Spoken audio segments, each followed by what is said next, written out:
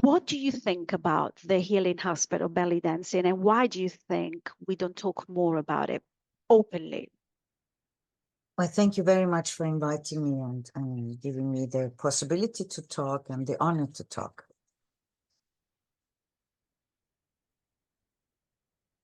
There is a longing in every human being to be happy.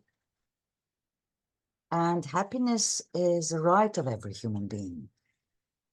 To be happy means to become whole. And there's always a longing for us to become whole. So when we actually search for happiness, we're actually searching for our deeper self. And the beauty of belly dancing, that it touches one part of us and moves that where many parts of our life are hidden, and that's in the belly. And the beautiful thing about the belly dancing is that it is movements of circle. So it embeds you in something that is greater than you. It embeds you into the movement of the earth. It embeds you into the movement of the universe. You somehow suddenly feel you're not an isolated being, but you belong to something that is greater. That's on the outside. And especially when fun and joy comes and this lightness and also this serenity comes, it's like relaxing and expanding. It's like a drop that knows, oh, I am in an ocean. I'm not a separated drop. And this secret of becoming whole starts in the belly. Because in the belly are all these feelings and experiences we had are somehow hidden in that area, symbolically. And with the movement of the belly dance, they start to be moved gently, not in a harsh way, but gently, as much as you can carry. So with the circling, with the movement of the hands, everything is being moved gently and brought up on the surface in a way that you're not shocked, but that you can hold it. And in that sense, it is the basic healing of us as human beings. Wow. Hi, everybody, and welcome to Dance Body Mind Talks. Today, I'm honored to have one of the most inspiring writer. So, Dr. Rosina Fawzia, it's an honor to have you um, with me, but with us. I feel like it's not just me. I think it's so many women you touch with your marvelous book, Grandmother's Secret, the Thank ancient you. ritual and healing power of belly dancing. I've read this book 10, 15 years ago, I think. It was, I'll tell you a little bit the story of this book. And you completely changed my life. That is what, together with Women Who Run with Wolves, and this book, and Paulo Coelho, Alchemist, a few more books, my life has changed profoundly. And I could feel your heart and soul in every single word. And so for me to be able to ask you all of the questions that I wanted to ask, I've started this Dance Body Mind Talks because I've always been that girl that asked too many questions when I was little, and I was always very curious and always being told off. And actually now it's coming useful because I can ask all the questions I desire to women that touch my life and inspire me. And you're definitely one of them. Thank you so So much. Thank you for your kind words. And I hope it's it will be an inspiring journey, the two of us together now. yes, yes, we allow the universe to guide us, and I'm sure something special will happen. So I will start with, I have so many questions, but I will take a lot of things out of the book, Fawzia. And also, I'm going to, if it's okay with you, I'm going to call you Fawzia because I know it's the name of your grandmother, and like you write in the book. And she is that a picture here, the one that you put right here. I'm going to show you here on page. I always wonder, that's another question I wanted to ask. Is that your grandmother here? Yes. On page, for those of you listening to us, on page 6. Fabulous. And let me start with the first question. When I started belly dancing, I come from a dancing background, and I've always been an artist, a dancer, a singer, a performer, and everything.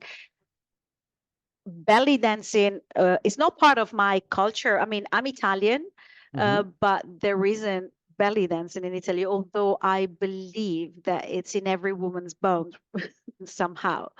So I came in contact with belly dancing when I moved to London. And I started, it was a joke. I started as a okay, I can do this, I can do that. And I didn't know at the time, but it was changing me as a woman profoundly. And I didn't know why, and I didn't know how.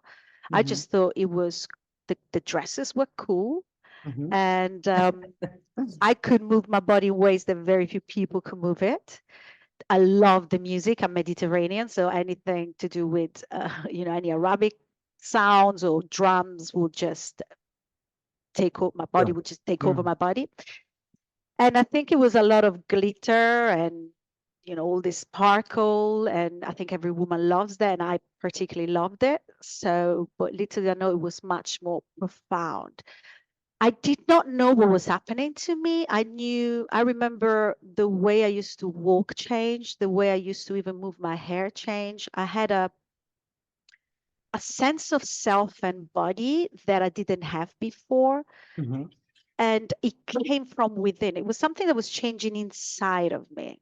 Didn't know anything about the history of belly dancing. I didn't know very little. I knew it was a dance that was a little bit to hide somehow from people saying that I was a belly dancer, because there's a sense of also shame connected to it, which I would like to ask you a question about.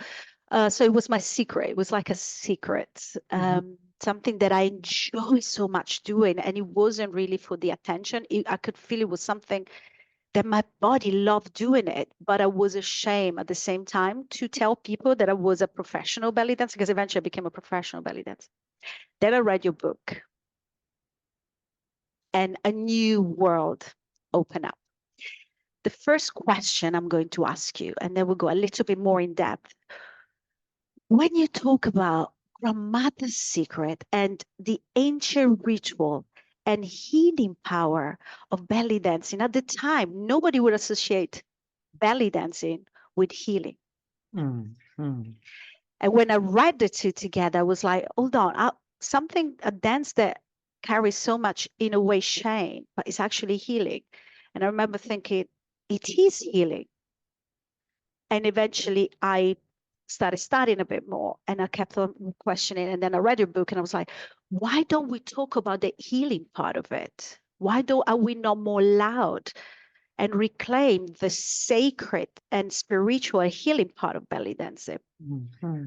So this is the question I would like to ask you. And first of all, how I know your life rotates around dancing, say from the book, and what do you think about the healing aspect of belly dancing, and why do you think we don't talk more about it openly? And that's the reason why I am also interviewing you, Fawzia. Well, thank you very much for inviting me and giving me the possibility to talk and the honor to talk.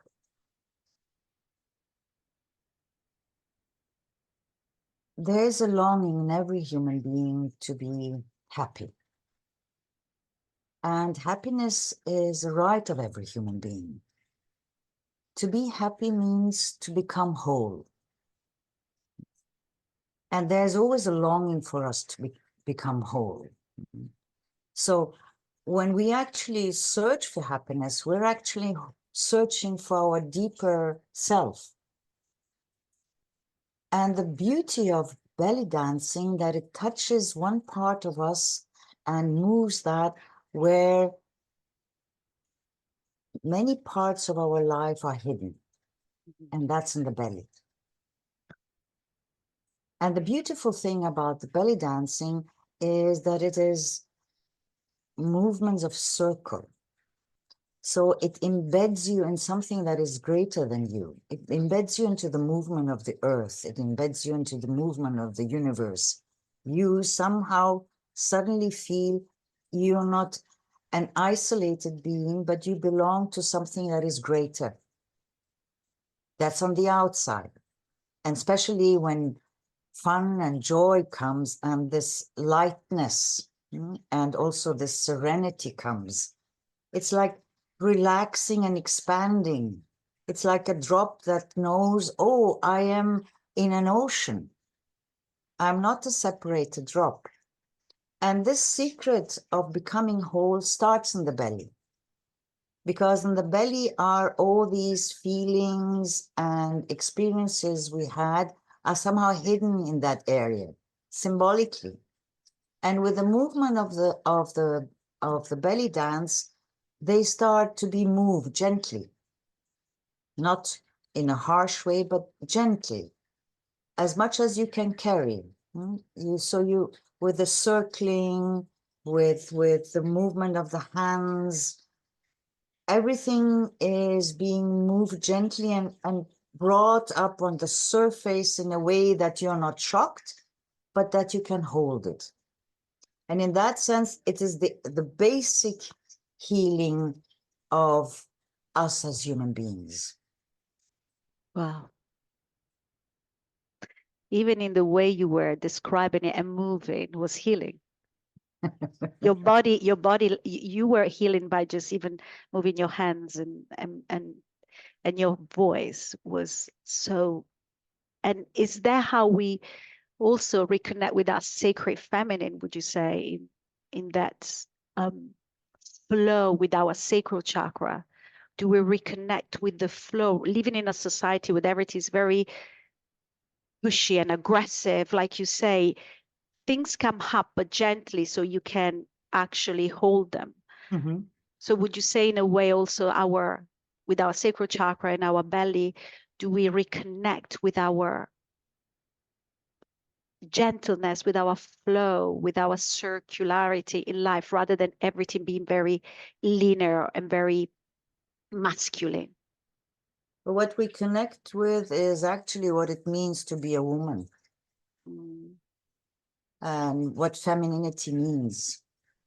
And femininity is, we know, each woman knows that we are connected. Each woman knows, because if you have children or if you don't have children, but the potential of having that possibility, if you are, for example, a mother and you have 5 children, every child is different. You know that they have all come from one source. So you know that multiplicity is natural, and behind that multiplicity, there is a union. There's a oneness. And this is femininity. That's why bringing everything together, teaching the quality of sharing, teaching the quality that we don't have to be one against the other to exist and to be happy. No, we are in our oneness, we grow. This is feminine. And the masculine is another power. The masculine is a power of separation. The masculine separates in order to reach their goal. And if there's no feminine power behind that masculine power, then the world becomes cruel. Then we have a world as we have it now. So the feminine power is always bringing together, opening and understanding for each other, living ambiguity and multiplicity, and enjoying that and seeing as a richness and not as a danger. This is feminine. And the problem we have is that this quality has often been misused or not respected as not being as effective as the masculine, because the masculine separates and goes from A to B. But if this masculine power is not then again embedded into oneness, into unity, as I said, it is very dangerous Mm. because we can say masculinity is logic, but femininity is wisdom. Mm. Wow. I need to take some silent moments to take it in. That's wonderful. What do you think as women nowadays can do to, how do you see femininity nowadays in today's society? How do you see being a woman in today's society? And how do you think what we can do to reconnect to being a woman in that way? I do think that nowadays, if we don't bring this feminine quality into society, we will lose our humanity. Mm. Because if we do not understand that we need to have a respect for each other, to learn to come into communication, into exchange, that we learn to listen to each other, and that we learn that we are all connected. I cannot say this part of the world they can die or they can whatever happens to them. It's not it has nothing to do with me. No, we women know that everything has to do with the other. And this is a consciousness that is deeply needed, especially in times of challenge. And we're going through a time of challenge. It is as if we are at the edge of understanding either we fall into the pot of humanity and respect each other, or we fall into cruelty and destroy each other. Because we have developed our tools in such a way that they're no more, they are dangerous nowadays, the tools we have developed with our cleverness, with our logic.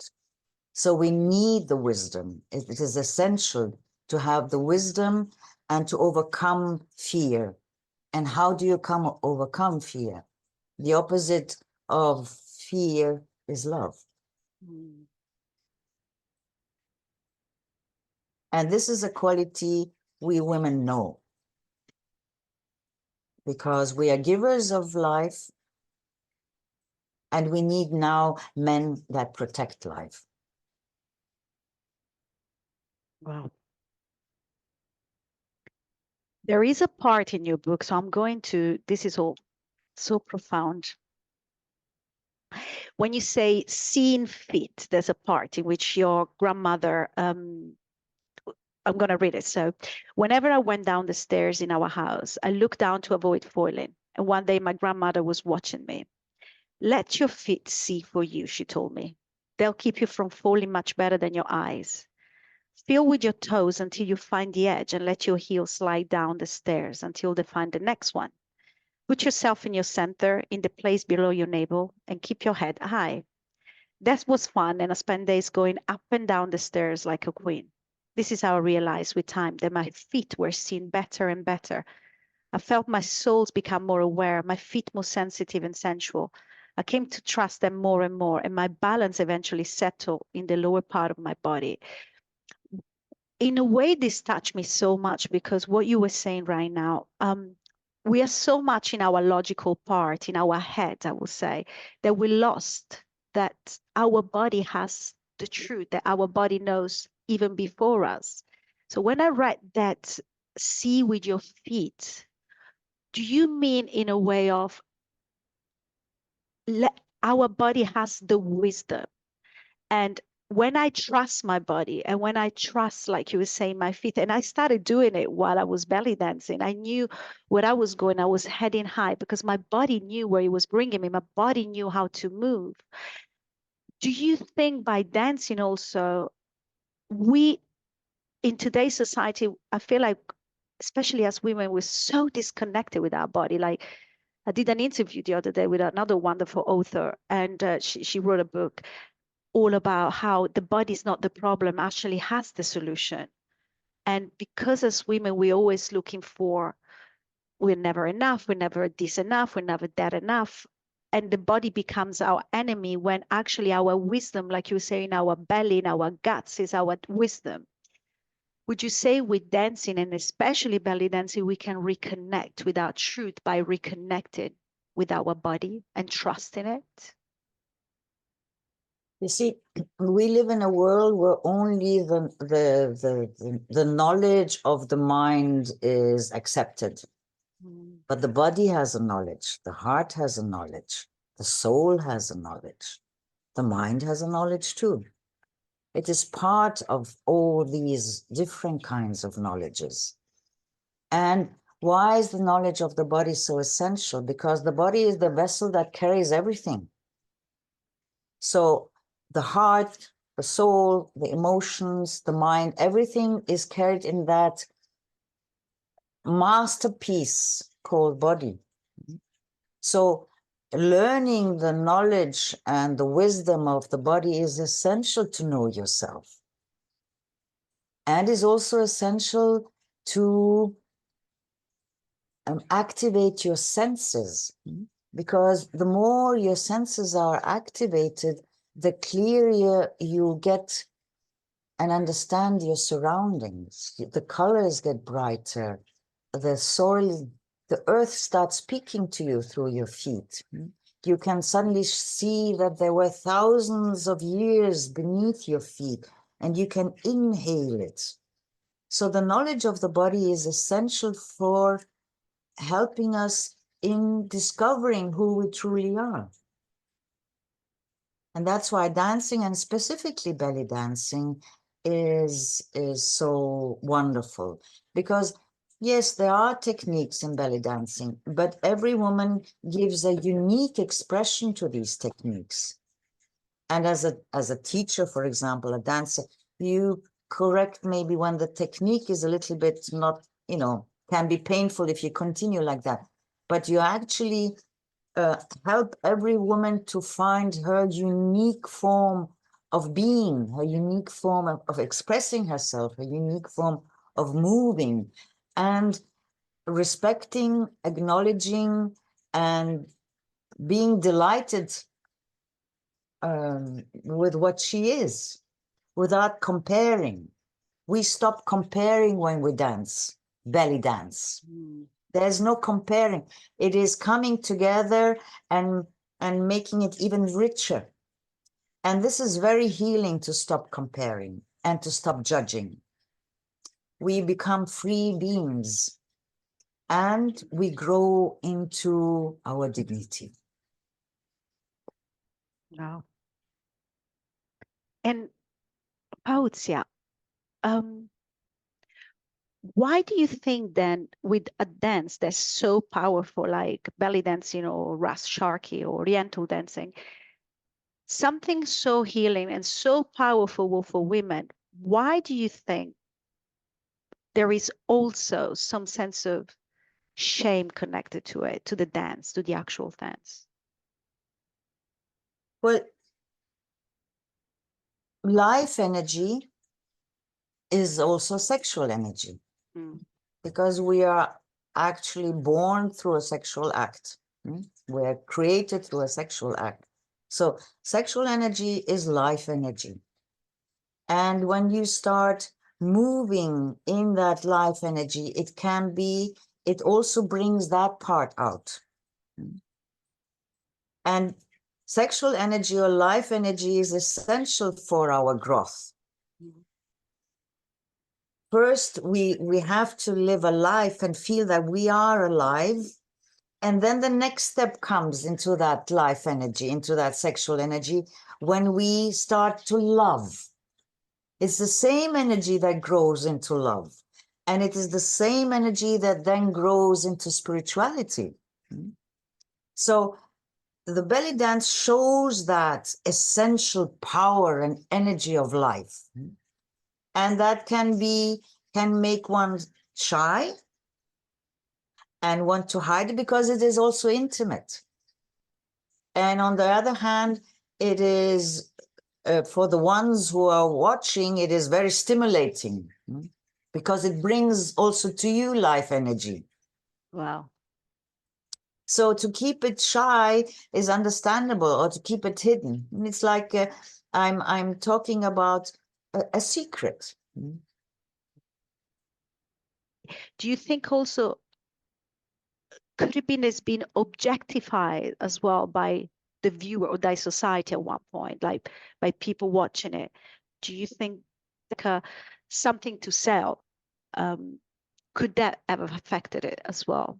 No, definitely. We human beings have a talent to sell everything that is sacred Mm, and to misuse it. mm, We have this side too, and there will always be this side as well. But what it really is the other side. mm. And what would you recommend we can do as belly dancers or as teachers or belly dancers? What can we do to keep it healing, to keep it sacred, to keep it on the right side? I think what is important is that we know that I am doing it for me and I'm offering my life energy. And then I have to decide, where do I want to offer it? Do I want to offer it for other women to grow and to also live their beauty and their life energy and their joy? Because the joy, when the joy comes, joy always comes from the soul. So if you move and you honor that life energy, the soul can breathe, and that's why joy comes up. That's why when we see a newborn baby, we all smile. We are in joy because we see a being that is still so pure that the soul is shining through. So we all smile around a newborn baby without knowing, actually. Nobody is grumpy near a newborn baby. That's the joy that comes up. Yes, so one has to decide, for what am I doing it? What am I doing it? So there might be some who say, yes, I want to do it because I want to gain money with it. Some will say, there are many variations. But the important thing is that I ask myself, what am I doing it for? Wow. Yeah. So powerful. One of the most essential things for women is to live the world of symbols. Mm. Please tell me more about it. Well, we have a world of facts, but we women actually grow and enter into existence through symbols. We look at the trees and we know that they go into different phases, and we look at two windows and we know that this is like two different couples, or we look at things with symbols, and that nourishes our soul. And but we live mostly in societies where symbols are not taken serious. But for women, it is important to have symbols as much as dreams are important, as much as, yes, if I take everything as a symbol, like the glass that is, no, it's for my balance, so it's a symbol for that. Then I nourish myself. Then the world is no more an alien place, but it is something that is part of me and I am part of it. And Wow. it's very feminine. I love that. And is he also connected with I vibration? Like I've always added next to me things that just makes me feel good without questioning it. And I feel like the vibration they give me, they make me stay in higher vibration. Like you were saying, when we started the conversation, we were talking about joy, which is the highest of any vibration, right? When we are in joy, everything happens for us. And so you mean, so with In the joy same, and ecstasy. ah, I love that. I love that. Fawzia, what's your star sign? Just out of curiosity, if you want to share it. Pisces. Ah, I love it. That's why all your incredible depth. Wow. I love that. We need symbols around us. I love that. That's how you connect with the world, It's how you feed yourself. You feed yourself on the soul level. through symbols. And are symbols the things that connect you with something bigger than us, right? Are they the direction with that? That's one thing, and it takes away the Oh. the illusion of being isolated. You say that a lot in your book. When you, because apparently you were quite rebel in your so there was a moment in which you what was that story that when women will come into circle, they will dance, women of every age or any shape, anything, you would just dance together to celebrate life. And that part is so beautiful. Actually, I need to read it because I will read every part of your book. Um, there is this part in which they found out that you had your period. And from the way girls were moving, from the way girls were dancing, people will know, other women will know in what phase of their life they were, right? And then when your mother discovered that you had your period, she told you that now you had to follow strict rules, like you couldn't be creative anymore. You couldn't be on in wild forests or in the trees anymore. And then what do you mean when you say I never wanted to fit into that, and that's the little rebel with me stayed forever?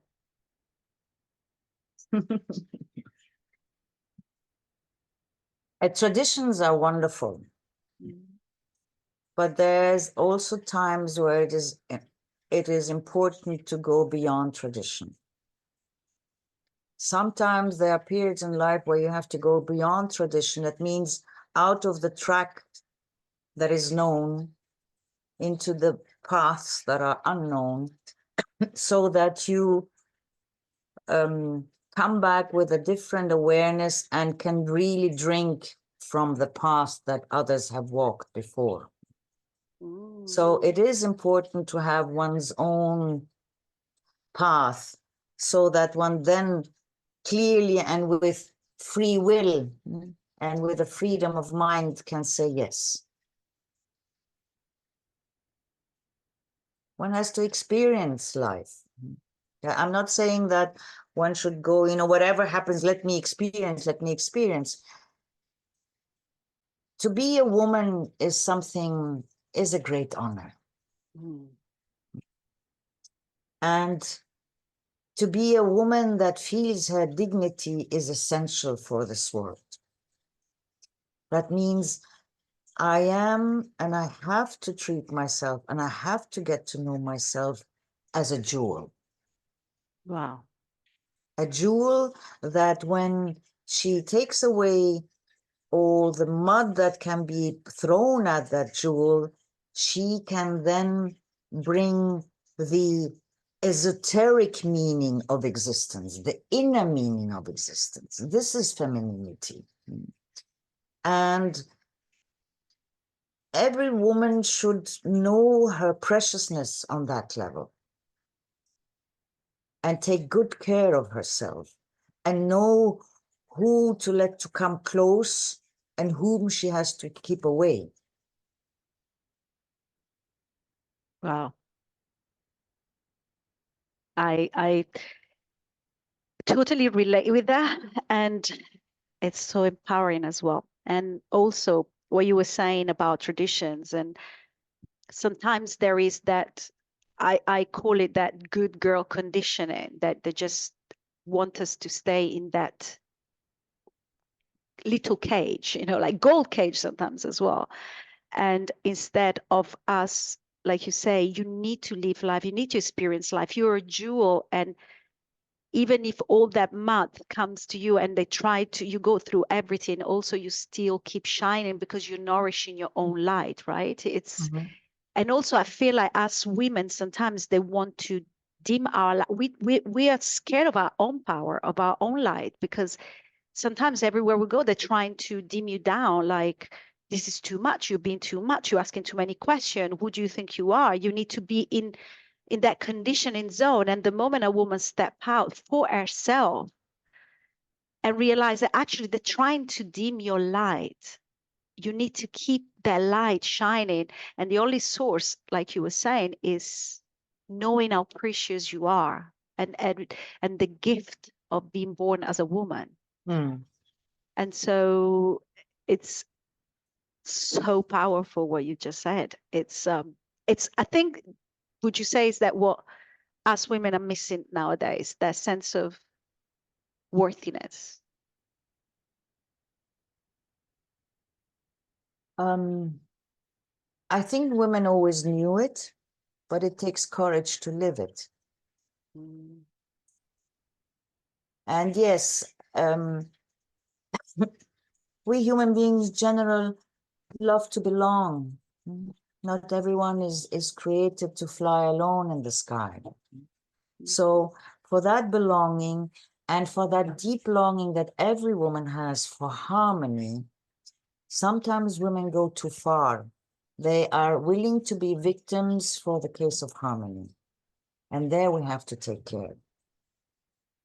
Wow. Sinking it all in. Yes. So I wanted to read this. So when you describe how women will gather together and dance, and your grandmother took you to many of these gathering, and every time you watch, fascinate and listen closely to the older women. They gave each other advice about their appearance and their behavior, but they never were any nasty comments to be heard. You're too fat, you're too thin, your breasts are too big, your breasts are too small. Each shape was seen as a gift, an intended destiny. It was a duty to make the best out of it. And then, whenever a little girl ran to the dancers in the middle of the room and started dancing, the faces of the older women light up. They laugh loudly, for life has taken a new rhythm, a rhythm that was before us and will continue after we had gone. And now, my favorite part. We girls knew about it. And yet, when an old woman got up to dance, suddenly something was there that could not be expressed in words. A gift, a woman prayer filled the room, born by the subtle, nearly wise movement of one who stood far ahead of us in the long chain of women. So when an old woman got up to dance and show her natural sensuality and old beauty, we kissed her hands gratefully while smiling at her cheekily. And I remember, Fawzia, when I was belly dancing, when I started, I tell this story to all my students. Everybody knows it, and now I'm going to put it here. And when I started belly dancing, I started as a joke. I started more like a show-off act. You know, you're young, you want to show off, you want to look hot. And then I remember going to this very big Lebanese party, and there was this belly dancer, very young, beautiful belly dancer. But I always say, you know, when a woman has a sense of herself, like, or when she's desperately looking for attention or love because she doesn't love herself enough. So there was this young belly dancer at the time that was dressed up. She had the most incredible dance. She was incredible body, incredible face, showing off her move. And yet there was a sense of, I didn't feel comfortable watching her. Mm-hmm. And then the magic moment, the moment that was before I read your book. And this book made sense to the episode. This older woman got up. And I say this every time. I've been saying it for like 15 years now. This older woman got up. I still don't remember how she looked. I don't remember her body. All I remember, she was larger than life, but I don't know actually if she was physically or not. She Mm-hmm. took this scarf around her hip. She was all fully dressed. Took a scarf around her hip. The room stopped. All she had to do was dun, dun, dun, dun. And I remember saying, this is what I want. This, Mm-hmm. this, this is what belly dancing does to me. It's not the other one.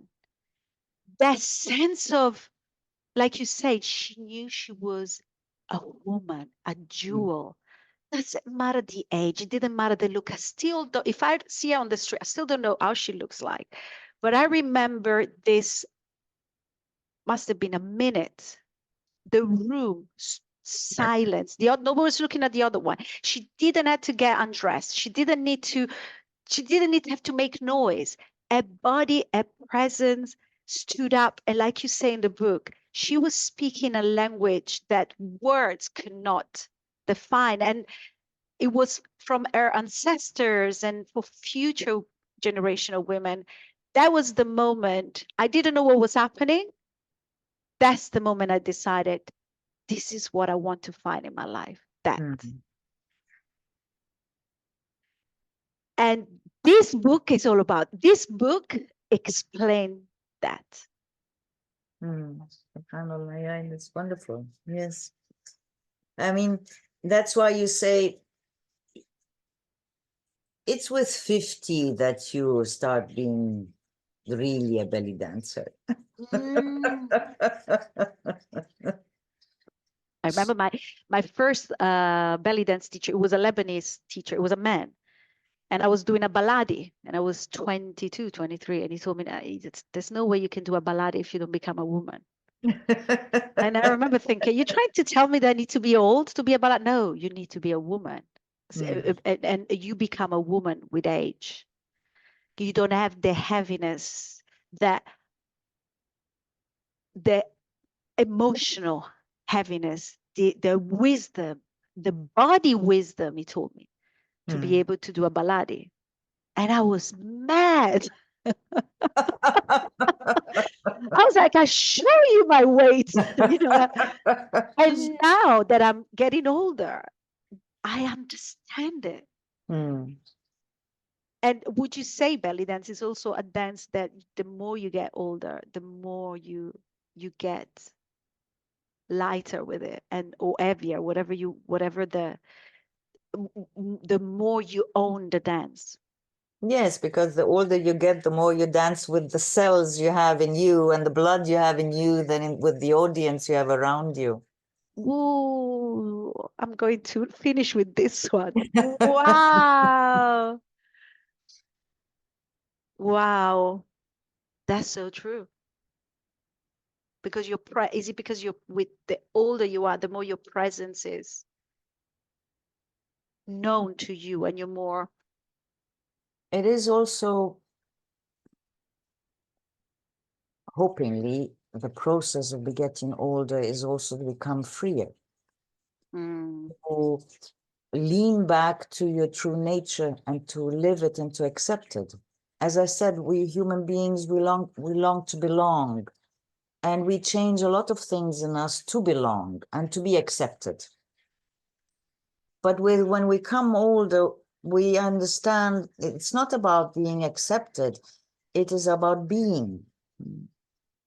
So it's a process of freedom. And when we have touched that freedom, and when we have connected with something that is beyond the obvious, because that's what we do when we grow. And as there's an Arabic saying that says, an old human being without wisdom is like an invitation to dinner where there are no vegetables. They're the basic of our nourishment. So when we get older, we become freer. I am not crushed by things people say because I know myself now. I know who I am. I might have not the most beautiful nose, but I know I have the quality of generosity. I might not have the belly that is asked of me in my society, but I know that I have this quality of bringing the beauty in people, touching the beauty in people. So there is something else that is beyond just the obvious that comes out with age. And we discover our richness and our uniqueness. And that we, by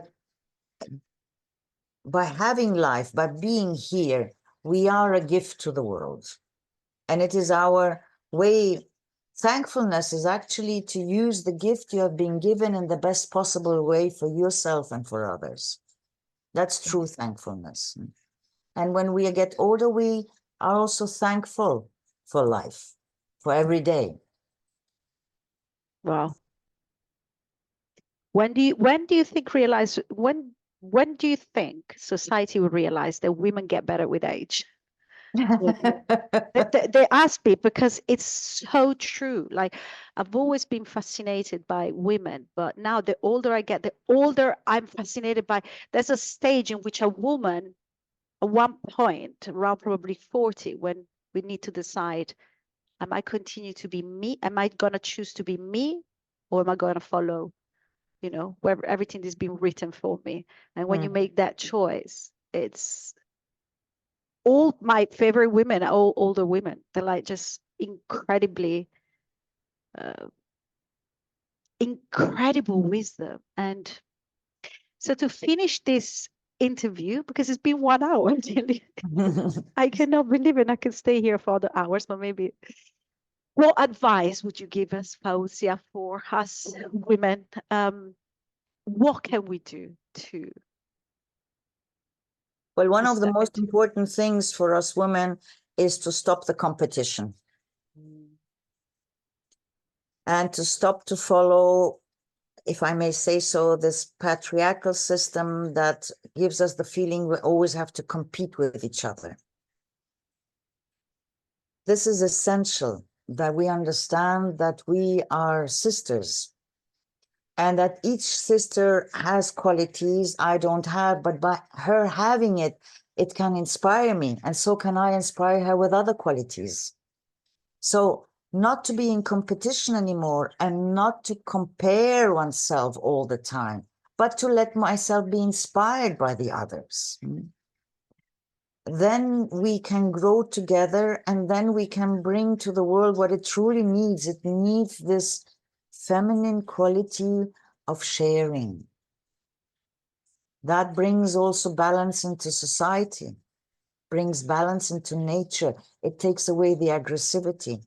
We have a very aggressive economy. We are very aggressive to each other. It's all built on fear, not having enough, but there's enough for everyone. And if we can transform that fear into love, because these are the essential qualities. We are either in the quality of fear or in the love, because the opposite of love is not hate, it is fear. So if we can grow together and support each other in going more and more into the love, then we are able to form tomorrow, to be tomorrow better than today. Thank you. Thank you. Thank you so much.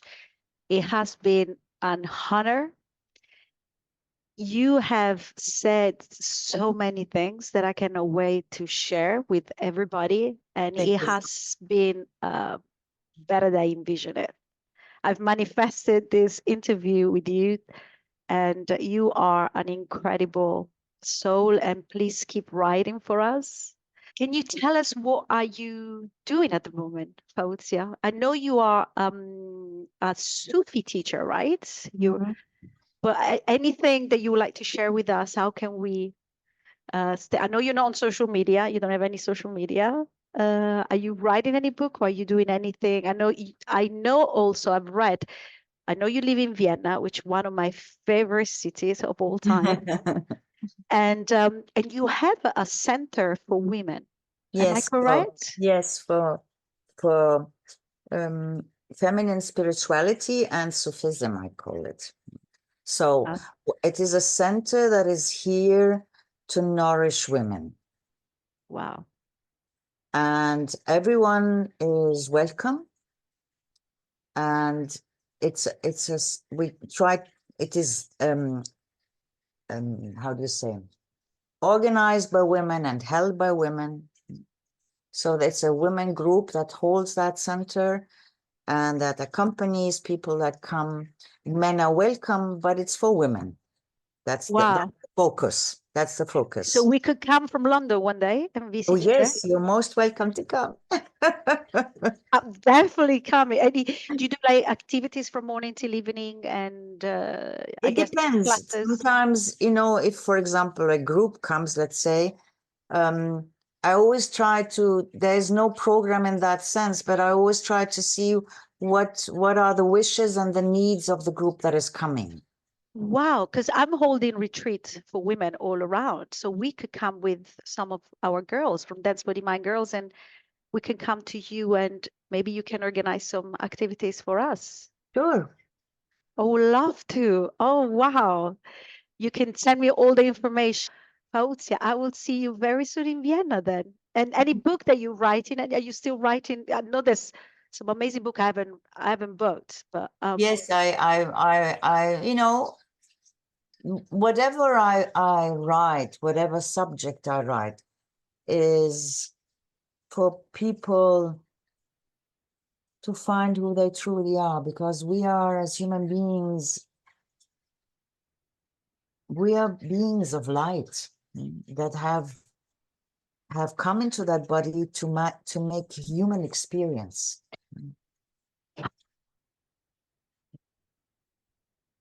So yes, so everything moves around that idea, if I may say so.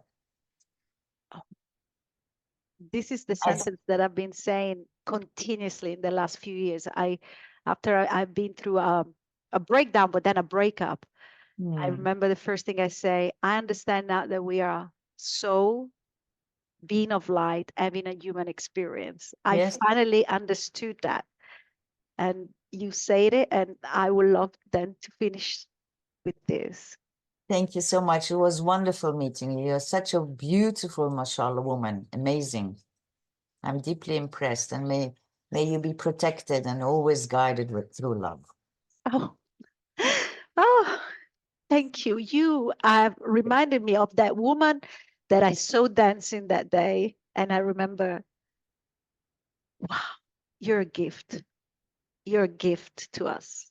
Thank you. Thank you Thank for you. your kindness. Thank you. And have a wonderful day.